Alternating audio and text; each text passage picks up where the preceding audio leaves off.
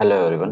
Welcome back to Invest Gurukul. आपका स्वागत है। चलिए देखते हैं मार्केट ने कैसा परफॉर्मेंस दिया और क्या आने वाले टाइम पे हो सकता है, कितना लंबा ये करेक्शन चलेगा, उसके बारे में थोड़ा डिस्कस कर लेते हैं।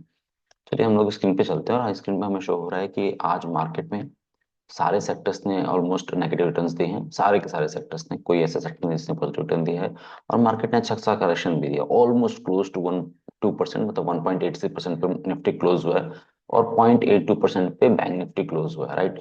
सो हमारे क्या लग रहा है कि हमें निफ्टी में काफी प्रेशर है और बहुत सारे स्टॉक्स हैं जिन्होंने इंपॉर्टेंट सपोर्ट को ब्रेक कर दिया और बहुत सारे ऐसे स्टॉक्स हैं जो इंपॉर्टेंट सपोर्ट के आसपास अभी ट्रेड कर रहे हैं। अगर हम सेक्टोरियल परफॉर्मेंस की बात करें, लास्ट कुछ दिनों में कैसा परफॉर्मेंस रहा है। सो वनडे का परफॉर्मेंस है कि आपको दिख रहा है कि सबसे लीस्ट जो लूजर है या गेनर टाइप का बोल सकते हो, जिन्हें सस्टेन किया इस फॉल को, फाइनेंशियल सर्विस बैंक और प्राइवेट बैंक और फिनसर्व। बेसिकली फाइनेंशियल सर्विस के स्टॉक्स और बैंकिंग स्टॉक्स ने सस्टेन किया है, उनमें फॉल नहीं है। बाकी सारे के सारे आईटी हो, ऑटो हो, मीडिया हो, सारे के सारे टॉप लूजर्स सेक्टर्स रहे हैं। अगर हम लास्ट एक साल की बात कर, 90 डेज की पहले बात कर लेते हैं। सो पिछले 90 दिन, ऑलमोस्ट 3 मंथ्स में क्या रहा है कि media entertainment top loser sector रहा है और सबसे लीस्ट जो लूजर है जिसने सस्टेन किया पिछले 3 महीने के फॉल को, वो है फाइनेंशियल सर्विसेज, बैंक और कुछ हद तक आईटी स्टॉक्स, राइट। सो ये जो ओनली 0.5 सॉरी -5% to 6% जो लॉस इन्होंने पिछले 90 डेज में देखा है या 3 मंथ्स में देखा है, वो ये सेक्टर है। बाकी सबने क्लोज टू 10% to 30%। अगर हम यहाँ पे बात करेंगे कि आईटी ने ऑलमोस्ट 10% लॉस किया है, उसके बाद पीएसयू बैंक ने भी 11%, और मेटल से स्टार्ट करेंगे तो 10% से ऊपर शुरू हो जाएगा और आपका मीडिया एंटरटेनमेंट क्लोज टू 30%, मतलब 28% लॉस किया है। अगर वहीं हम 52 वीक की बात कर लें, सो 52 वीक में major loss is media entertainment और आपका कंज्यूमर गुड्स। बाकी सारे के सारे सेक्टर्स गेन में है, माइनर गेन में प्राइवेट बैंक और बैंकिंग। सी देखिए, ये जो बैंकिंग स्टॉक्स हैं, यहाँ पे हमें क्या पता चल रहा है कि बैंकिंग स्टॉक्स में बहुत ज्यादा रैली भी नहीं आई, इसलिए बहुत ज्यादा फॉल में भी उन्होंने टेक पार्ट नहीं किया है, ठीक है। ये मॉडरेट रहे हैं स्टॉक्स, ठीक है, क्योंकि निफ्टी में बहुत तेज रैली आई थी, उस हिसाब से बैंकिंग स्टॉक्स में रैली नहीं आई थी। सो ये मॉडरेट है। आप देख सकते हैं construction was top gainer in 52 week. अगर हम देखेंगे एक साल का नजरिए से देखेंगे तो हेल्थ केयर इंडेक्स और फार्मा में सब में तेजी नजर आई, ठीक है। अब चलिए निफ्टी की बात कर लेते हैं हम लोग। सो निफ्टी ने अच्छा खासा फॉल विटनेस किया है और हम देख सकते हैं यहाँ पे क्लियर कट की एक कंजिक्यूटिव, मैं दो डाटा आपके पास शो करना चाहता हूँ निफ्टी में, उसके बाद हम बात करेंगे कहाँ पे सपोर्ट, कहाँ पे रेजिस्टेंस फॉर्म हो पा रहा है। से डाटा देख रहे हैं कि आपने back to back 5 red candles negative closing Nifty में बैक टू बैक कंजिक्यूटिव मिलना बहुत रेयर केस है। जैसे यहाँ पे दिख रहा है आपको, ये आपको 1 2 3 4 5। अब हम पास्ट में देखते हैं कि 5 रेड क्लोजिंग कब मिली है, तो यहाँ पे 4 मिली है, एक डोजी रहा है, यहाँ पे 3 रहा है, यहाँ पे भी 3, यहाँ पे 2, यहाँ पे, और 1 2 3 4 4। आप देख सकते हैं 3 4 3 4 is an average. Back to back 3 2 2, यहाँ पे देखेंगे हम लोग।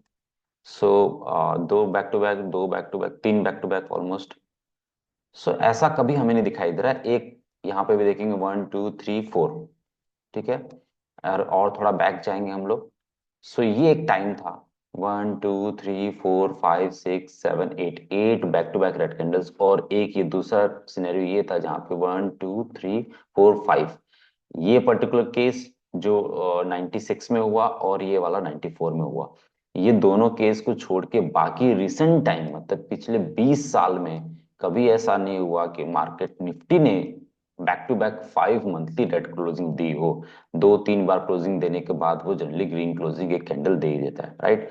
अब एक और डाटा पॉइंट में बात करते हैं।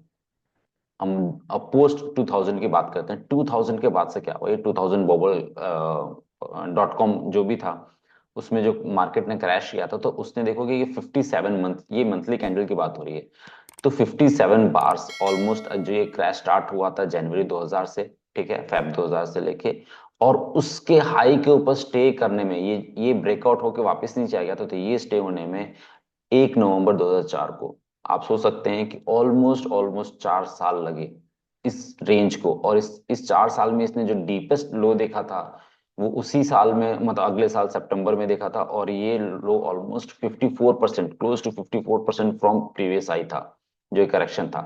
उसके बाद आते हैं हम लोग, तो ये आपका 2007-8 वाला क्रैश क्रैश हुआ था। सो इस हाई को टच किया था यहाँ पे इसने, जैसे क्रैश 2007-8 में स्टार्ट हुआ, और ये इसको सेम हाई को टच किया 11 में, मतलब 3 साल बाद। सेम हाई को 11 में टच किया 3 साल बाद, लेकिन उस रेंज को ब्रेकआउट मिला आपको 2014 में। तो ऑलमोस्ट 6 इयर्स, 6 साल लगे अप्रोक्स आपको इस रेंज को ब्रेक करने के लिए। और ये 74 बार्स है, देखिए यहाँ पे मंथली बार्स हैं 57, 74 बार्स। और इस क्रैश में जो लोएस्ट पॉइंट था वो -64%, मतलब 65% आप मान सकते हैं। तो ये ज्यादा ब्रूटल था 2008 वाला, क्योंकि यहाँ सबसे लंबा मार्केट में crash, price wise and time wise दोनों लंबा रहा। Price wise and time wise recovery में टाइम लगा। तो ये प्राइस एंड दो ही टाइप के करेक्शन होते हैं, price wise correction, time wise correction, दोनों में ये 2008 वाला ज्यादा स्ट्रेच था।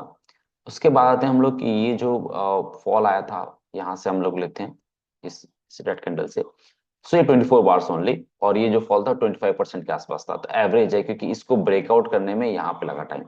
तो 24 बार्स लगा 730 डेज अप्रॉक्स, और 25% का ही करेक्शन हुआ, ज्यादा नहीं हुआ।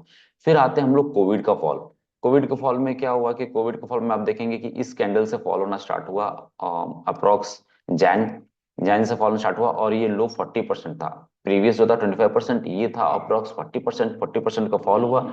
और आप देखेंगे नवंबर में इसने रिकवरी कर दी थी, ठीक है, उस प्रीवियस हाई को ब्रेक करके नया हाई बना दिया। उसके बाद आते हैं कि ठीक है, साइडवेज कंसोलिडेशन, ये छोटा मोटा फॉल बोल सकते हैं 15% का, वो -16% समथिंग। जो ये हाई था अप्रॉक्स, अक्टूबर 21 की बात कर रहा हूँ, 21 से लेके, और ये जो लो था, सॉरी, सो ये लो था यार, तो आपको 18% करेक्शन मिला, ज्यादा नहीं मिला, 18% करेक्शन मिला। और उसके बाद मार्केट ने रिकवरी कर दी थी 20 बार्स के बाद से, ये हाई उसने ब्रेक कर दिया, रेंज को ब्रेक कर दिया। अभी का जो फॉल है वो ज्यादा ब्रूटल लग रहा है सबको, क्योंकि सब इस जोन में आए, 2020 के बाद आए, जो 2021 के बाद आए एंट्री की, और ये वन वे रैली देखा। आप देखें मंथली कैंडल यहाँ पे, इंटरेस्टिंग पॉइंट क्या है कि एक रेड कैंडल बनता था, बाइंग आती थी, एक रेड कैंडल बाइंग। उसके बाद कोई भी सब्सटेंशियल मंथली बेसिस पे रेड कैंडल नहीं बनता था। जो ये जो लोअर वीक इतना बड़ा दिख रहा है, वो इलेक्शन डे का लो था, यहाँ पे भी लोअर वीक बना के शार्प रिकवरी आ गई। सो हम सबको लगा कि मार्केट को संजीवनी बूटी मिल चुकी है, वो मरेगा नहीं, वो गिरेगा नहीं, और वहां से हमें स्ट्रॉन्ग रैली हमेशा निकली। तो हम लोग बहुत रिलैक्स हो गए, लेकिन मार्केट ऐसा नहीं है, मार्केट में हमेशा आपको सरप्राइज करता है। और दूसरा, हिस्ट्री रिपीट्स इटसेल्फ। हिस्ट्री में देखते हैं कि कोई भी जो बार था, वो 20 बार, 24 बार, सिर्फ कोविड वाला एक ऐसा फॉल था जिसमें लिक्विड इंफ्यूज हुई और वो 11 बार्स में रिकवरी कर दी, और वो 40% के रेंज को 11 बार्स में, मतलब विद इन ईयर उसने रिकवरी दे दी, विद इन ईयर रिकवरी दे दी। बाकी कोई भी ऐसा फॉल नहीं है जिसमें विद इन ईयर रिकवरी मिल गई हो आपको, 20 बार्स, 24 बार्स, ठीक है। Recovery in the sense previous high को ब्रेक करना, ठीक है। तो अभी जो हमें लग रहा है कि हमें इतना जल्दी मिल जाएगा, तो आई आई डाउट, ठीक है, मुझे थोड़ा सा लग रहा है। और अब आप इसको, मेरे को जो लग रहा है कि ये भी अगर मैं विद इन ईयर मान के चलूं, इसको भी मैं एटलीस्ट 18 बार्स करूं, 12 बार्स, चलो लेट्स से 12 बार्स करूं। सो जो एवरेज फॉल है वो 25% के आसपास लेके चल रहा हूँ। देखिए यहाँ पे 18%, यहाँ पे 40%, यहाँ पे 25%, और ये वाला तो ज्यादा था 64%। तो मैं एवरेज लेता हूँ 20-25% का फॉल।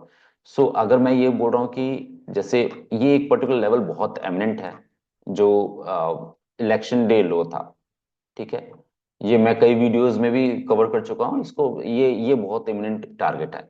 लेकिन मेरे लिए इंपॉर्टेंट है कि देखेंगे कि ये रैली से पहले एक रेड कैंडल था यहाँ पे, तो मेरे लिए एक ऑर्डर ब्लॉक फॉर्म हो गया। सो ऑर्डर ब्लॉक एक डिमांड जोन मेरे लिए क्रिएट हुआ है, ठीक है, लेट्स एज्यूम ये जोन, ठीक है। और ये जोन ये भी है कि ये रेंज के ब्रेकआउट रिटेस्ट लेवल है, ठीक है। सो अगर मार्केट यहां तक आता है, लेट्स एज्यूम मार्केट यहां तक आता है, तो ये कितना परसेंट फॉल होगा, तो ये 25% फॉल एवरेज। सो ठीक है, यहां तक तो एवरेज फॉल होना चलेगा। और recovery time we can anticipate कि आपको 1 साल का टाइम लेके चलते हैं हम लोग। सो वी कैन से कि अगले साल आपको मई, अप्रैल, समवेयर अराउंड 2024-25 में, अगर ये रिकवरी हाई ब्रेक हो पाए, तो रिकवरी इन द सेंस कि यहाँ से बाउंस करके मेरे इंपॉर्टेंट है नया ऑल टाइम हाई बनाना। सो ये एक मैं एंटिसिपेट कर रहा हूँ कि ऐसा मार्केट आएगा यहाँ पे धीरे धीरे करके, और यहाँ से ये रिकवरी करने में ये टाइम 1 साल और 4-8 महीने या 1 साल और ले सकता है। ठीक है, क्योंकि ये डिसेंट है, टाइम वाइज प्राइस वाइज भी क्वेश्चन हो जाएगा। 2020 वाज एन एक्सेप्शनल केस जहां पे इतनी फास्ट रिकवरी और इतना सीवियर फॉल का फास्ट रिकवरी हो पाया। बाकी एवरेज में market time wise price wise correction लेगा ही लेगा। और इस समय हम देखेंगे कि इसके जो कंपोनेंट्स हैं उसमें बहुत सारा वीकनेस आ चुका है। अगर हम सिर्फ बैंकिंग स्टॉक को हटा दें, लेट्स से एचडीएफसी बैंक की बात करें, तो वो स्ट्रांग दिख रहा है, उसमें कोई फॉल नहीं है, तो वो बैंकिंग स्टॉक्स को ऊपर खींच सकता है।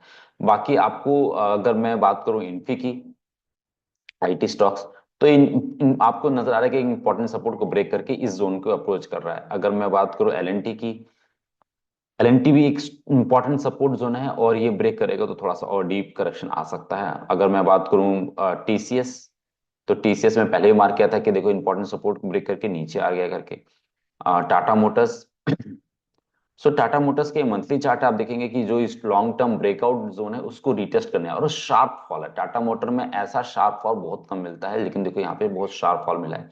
यहाँ पे मिला है जरूर शार्प फॉल, बीच बीच में हॉल्ट मिला है, देखिए बीच बीच में एक एक ग्रीन कैंडल है। ये फॉल यहाँ पे दिखने को मिला था और वैसा ही फॉल यहाँ पे देखने को मिल रहा है। सो वी हैव टू सी कि कैसा परफॉर्मेंस रहता है आने वाले टाइम पे। तो ये आपको स्टॉक स्पेसिफिक लेके चलना पड़ेगा, और मार्केट को रिकवरी में टाइम देना पड़ेगा। बहुत जल्दीबाजी मत कीजिए, ऐसा वो टाइम नहीं है कि 2022-23 का जहां पे एवरी डिप इज बॉट और आपको तुरंत तुरंत एक ऑल टाइम हाई मिल जाएगा चाहे कुछ भी हो। आपको मार्केट कैसे भी हो, आपको मार्केट में प्राइस और टाइम दोनों अलाइन करके चलना पड़ेगा। ऐसा नहीं हो सकता है कि आप शार्प रिकवरी हमेशा इंतजार करें। चलो हम बैंक निफ्टी की बात कर लेते हैं, बैंक निफ्टी में क्या सिनेरियो है।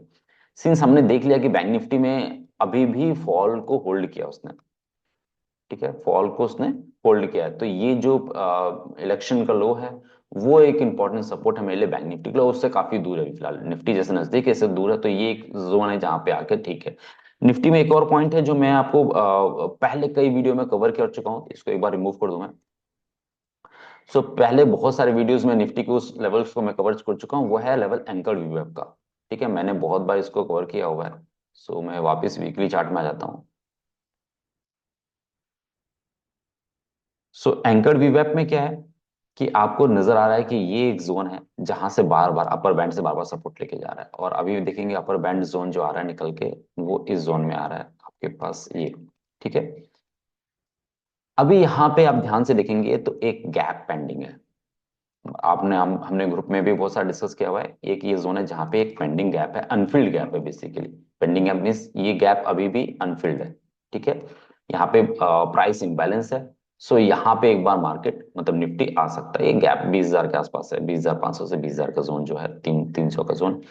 ये एक लेवल है जहां पे एक बार ये जो टेस्ट कर सकता है, मींस यहाँ की लिक्विड लेके यहाँ तक आके फिर मार्केट रिवर्सल कर सकता है। तो एनीवेज 21,000 से 20,000 का एक लेवल है जहां पे हमें ध्यान देना चाहिए कि वहां पे मार्केट कैसा बिहेव करता है, उस प्राइस रेंज में कैसा बिहेव करता है, वहां से पोर्टफोलियो बिल्डअप करना स्टार्ट कर सकते हैं। अभी भी कर सकते हैं, स्लो एंड स्टडी करना पड़ेगा। आपको कुछ देना, टाइम देना पड़ेगा मार्केट। ये मुझे भी नहीं मालूम और किसी को नहीं मालूम कि मार्केट का बॉटम कहाँ पे है। सो rather than searching for a bottom, अगर आप इस पे फोकस करें कि हाँ आपके स्टॉक स्पेसिफिक कहाँ पे अच्छे लेवल पे कोई स्टॉक मिल रहा है, और आप जरूर उस स्टॉक का सपोर्ट और रेजिस्टेंस है जो भी टाइम फ्रेम देख रहे हैं वो वीकली और मंथली है। डेली देखने से कोई सपोर्ट रेजिस्टेंस नहीं मिलेगा, आप ट्राई कीजिए कि उसका मंथली और वीकली, और हाँ इस बार आप जो भी पोर्टफोलियो बिल्डअप कर रहे हैं वो कोशिश कीजिए कि फंडामेंटली स्ट्रॉन्ग स्टॉक हो रादर देन एक वीक स्टॉक आपने बनाते हैं, क्योंकि बुल मार्केट में वीक स्ट्रॉन्ग सब चलते हैं, लेकिन बेयर मार्केट में असली पहचान होती है। तो आप इस बार आपके पास मौका है अपने पोर्टफोलियो को रिशफल करके अच्छे स्टॉक्स को अच्छे प्राइस पे बार्गेनिंग लेवल पे ऐड करना।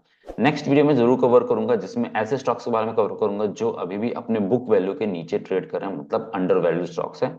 उसके ऊपर मैं वीडियो जरूर कवर करूंगा। Till then stay tuned, bye bye, take care, have a nice day.